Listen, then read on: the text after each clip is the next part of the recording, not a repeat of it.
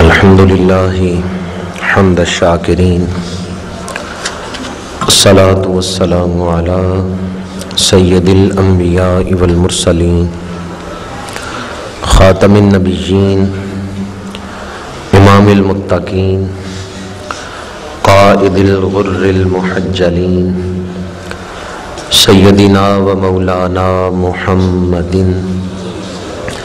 المبعوث رحمۃ للعالمین وعلی آلہ الطیبین الطاہرین واصحابہ الراشدین المہدیین، اما بعد فاعوذ باللہ من الشیطان الرجیم، بسم اللہ الرحمن الرحیم، تبت یدا ابی لہب وتب ما اغنی عنہ مالہ وما کسب سیصلی نارا ذات لہب وامرأتہ حمالۃ الحطب فی جیدہا حبل من مسد۔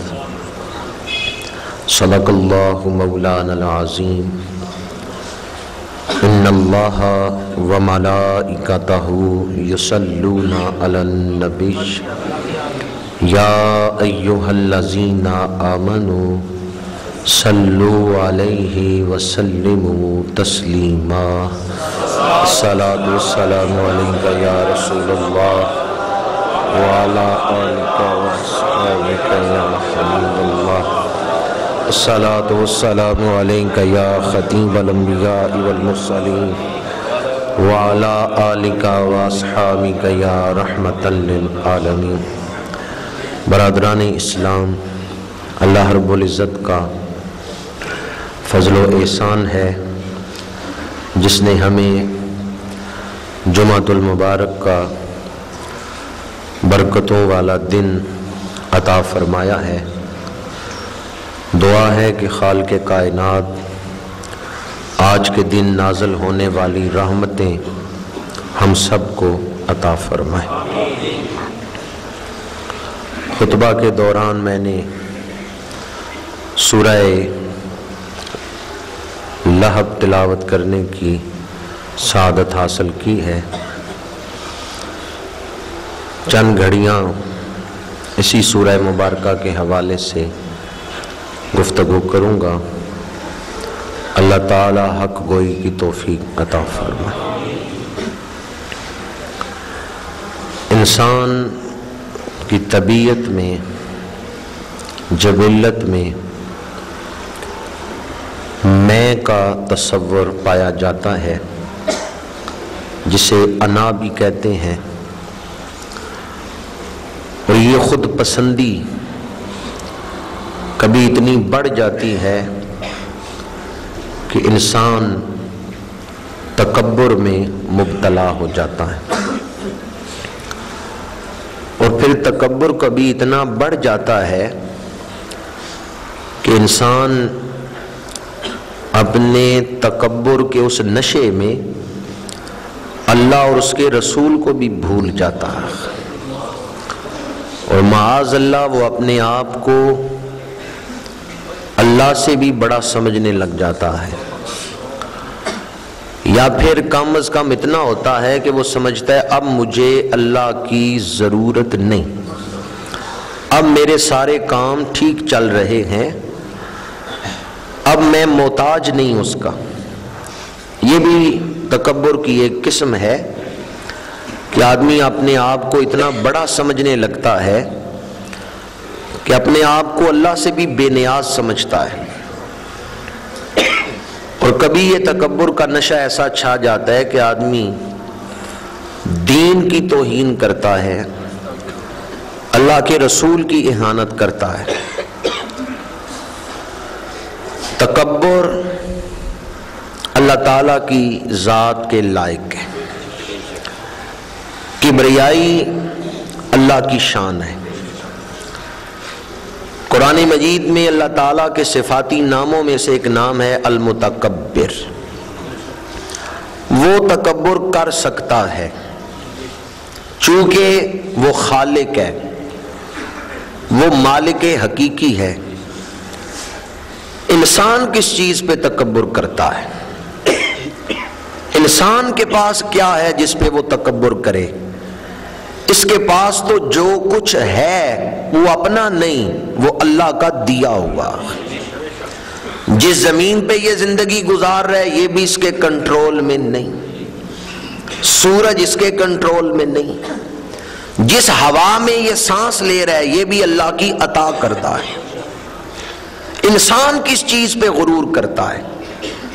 انسان کس شے پہ تکبر کرتا ہے؟ اگر انسان تکبر کرے تو یہ اس کا بہت بڑا دھوکہ ہے، نفس کا فریب ہے جس میں وہ مبتلا ہو گیا ہے، ورنہ حقیقت میں انسان تکبر کا اہل نہیں، اس لائق نہیں کہ وہ کبریائی کی چادر اوڑھے۔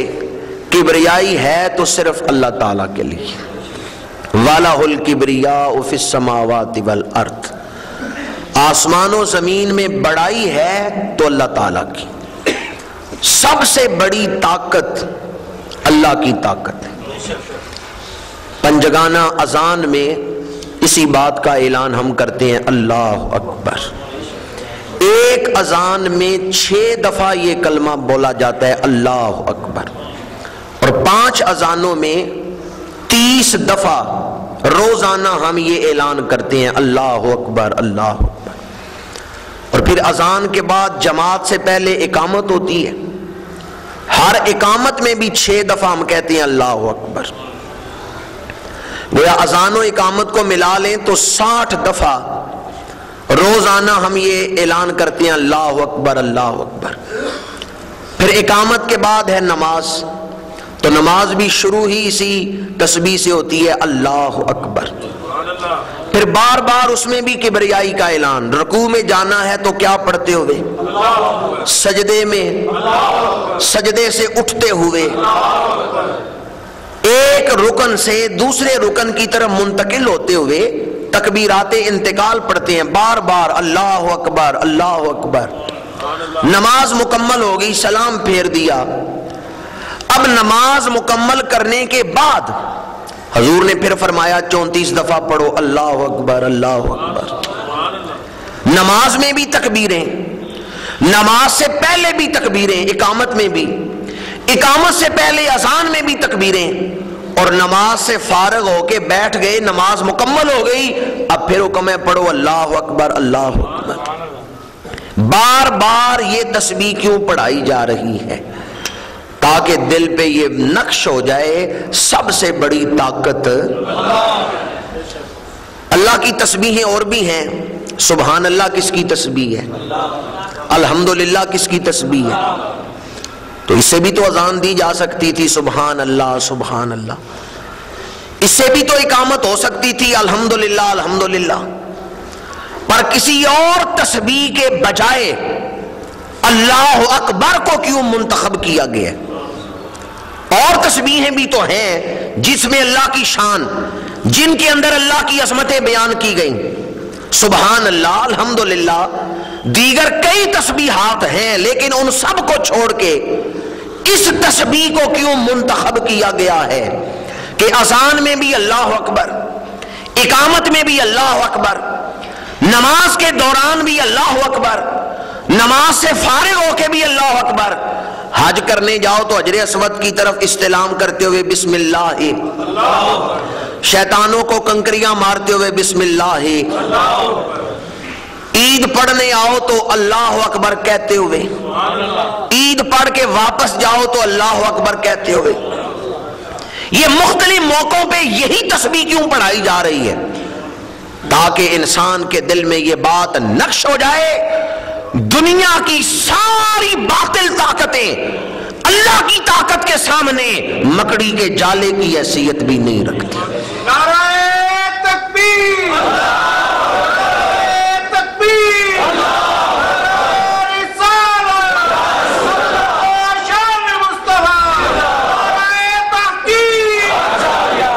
بچہ پیدا ہو تو ولادت کے دن اس کے کانوں میں اذان، مسلمان فوت ہو تو دفنانے سے پہلے 4 تکبیریں. یہ ولادت سے موت تک، ولادت کے دن کانوں میں تکبیریں کہیں اللہ اکبر اللہ اکبر، اذان دی، اور دفنانے سے پہلے 4 تکبیریں پڑھی. ولادت سے موت تک مسلمان کی ساری زندگی اس بات کا اعلان ہے کہ دنیا کی سب سے بڑی طاقت ہے، کائنات کی سب سے بڑی طاقت ہے تو اللہ کی طاقت ہے. اللہ کی طاقت کے سامنے کوئی طاقت کسی حیثیت میں، کسی اعتبار سے کوئی اہمیت نہیں رکھتی. سب سے بڑی طاقت اللہ کی طاقت. اگر کوئی اللہ کی طاقت کا انکار کرے اور اپنے فریب نفس میں مبتلا ہو کے غرور کا اظہار کرے تو قرآن اٹھا کے دیکھیں اللہ پھر ان لوگوں کا حشر کیا کرتا ہے. اللہ انہیں نشان عبرت بنا دیتا ہے. فرعون نے کہا انا ربکم الاعلی. ہم سجدے میں پڑھتے ہیں سبحان ربی الاعلی، میرا رب پاک ہے جو بڑا اعلیٰ ہے. فرعون نے کہا میں اعلیٰ ہوں، انا ربکم الاعلی. تیرے پاس کیا دلیل ہے کہ تو رب ہے؟ وہ کہنے لگا یہ نہریں جو چل رہی ہیں، یہ فصلیں، یہ لشکر، یہ تخت، یہ بادشاہی ساری میری ہے، لہذا میں اعلیٰ ہوں. میں اس لائق ہوں کہ تم مجھے سجدہ کرو.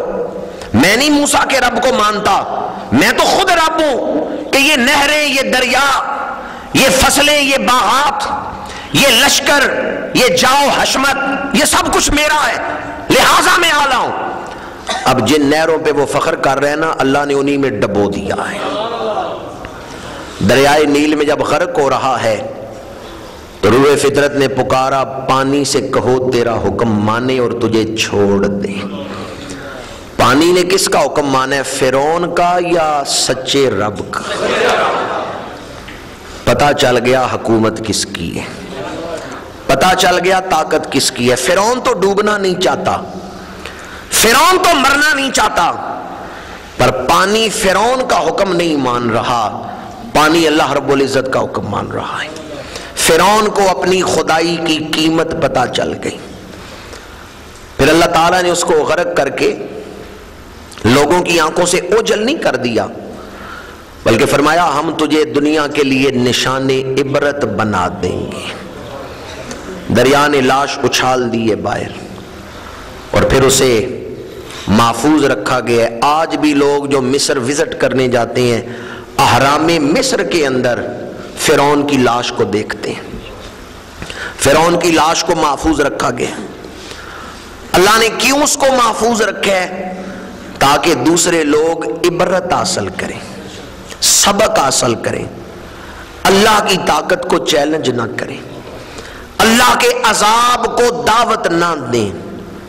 پر انسان عبرت کی نشانیاں بھی دیکھتا ہے پر عبرت حاصل نہیں کرتا. اللہ نے کتنی نشانیاں ہمارے سامنے عبرت کی قائم کی، لیکن ہم نے ان سے عبرت حاصل نہیں کی. قرآن مجید پڑھ کے دیکھیں، نمرود کو بھی اپنی طاقت کا بڑا غرور ہے، پر اللہ نے ایک لنگڑا مچھر بھیج دیا ہے، اور اس لنگڑے مچھر نے پھر نمرود جیسے بادشاہ کے سر میں کتنے جوتے پڑوائے. اس کا سلام ہی یہ قرار پایا، جو اسے ملنے آتا ہے بات کرنے سے پہلے اس کے سر میں جوتے مارتا ہے. ان بطش ربک لشدید، تمہارے رب کی جو پکڑ ہے وہ بڑی سخت ہے. قارون جب باہر نکلتا تھا گھر سے تو بڑے پروٹوکول سے نکلتا تھا، اور لوگ رشک کرتے تھے کہ ہائے جتنی دولت اس کے پاس ہے ہمارے پاس بھی ہو، کاش ہم بھی ایسے ٹھاٹ باٹ کے ساتھ نکلیں. لوگ یہ کہتے تھے، لوگ رشک کرتے تھے اس کی دولت پر.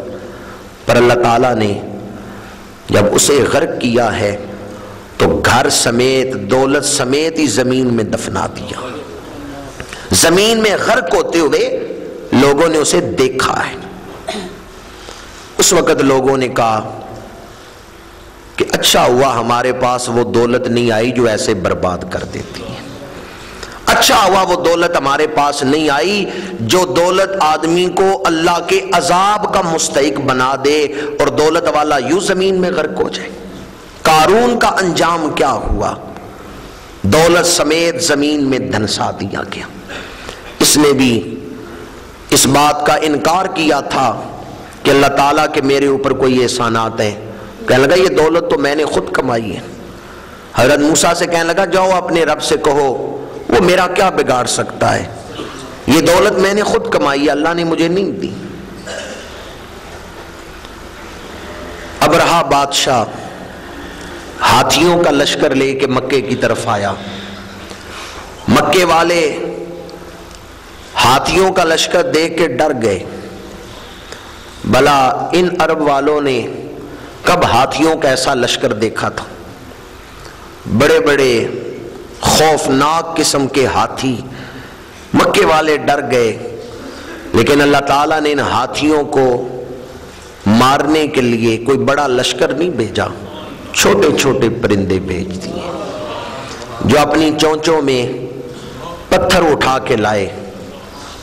قرآن مجید پکار اٹھا الم تر کیف فعل ربک باصحاب الفیل الم یجعل کیدہم فی تضلیل وارسل علیہم طیرا ابابیل ترمیہم بحجارۃ من سجیل فجعلہم کعصف مأکول۔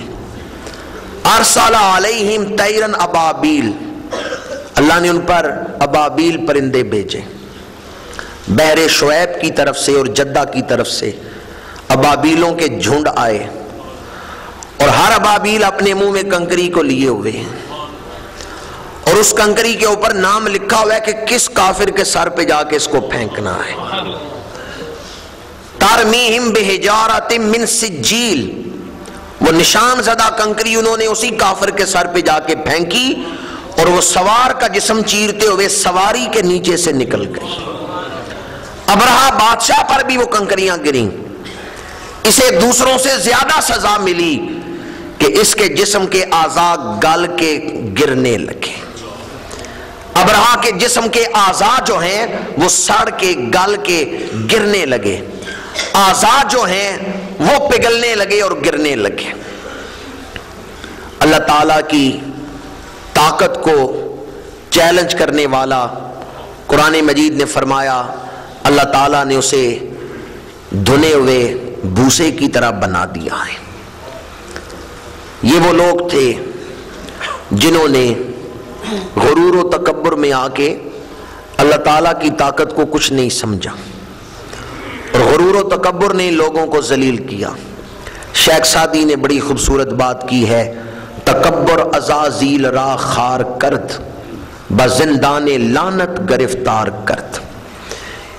شیطان پہ جو لعنت بھیجی جا رہی ہے اس کا سبب کیا ہے؟ شیطان نے بھی تکبر کیا کہ اللہ نے اسے اپنی بارگاہ سے دھتکار دیا ہے۔ اس تکبر نے شیطان کو لعنت کا حقدار بنا دیا۔ اب ہمیشہ ہمیشہ جو شیطان پہ لعنت بھیجی جا رہی ہے اس کا سبب یہ ہے کہ شیطان نے تکبر کیا، اللہ کے حکم کی پرواہ نہیں کی۔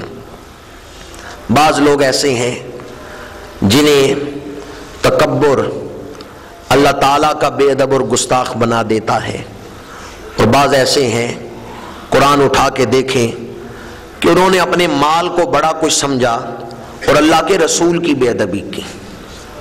حضور کو حکم ملا وَأَنذِرْ عَشِيرَتَكَ الْأَقْرَبِينَ، اپنے قریبی رشتہ داروں کو ڈرائیں۔ حضور نے اہل قبیلہ کو جمع کیا، ان کے سامنے دعوت اسلام پیش کی۔ ابو لہب نے اس وقت حضور کی بے ادبی کی، اور جو بے ادبی کے لفظ اس نے بولے وہ میں آپ کے سامنے بیان نہیں کر سکتا۔ اس نے امام الانبیاء کی اہانت کی، اس نے حضور کی توہین کی، لیکن حضور تو رحمت للعالمین ہے، حضور تو خاموش رہے ہیں۔ حضور نے تو اخلاق حسنہ کا اظہار فرمایا ہے۔ رب ذوالجلال نے فرمایا محبوب تو تو رحمت للعالمین ہے پر میں جبار اور قہار بھی ہوں۔ محبوب تو اپنے دشمن کو جواب نہیں دے رہا کہ تو رحمت للعالمین ہے، معبود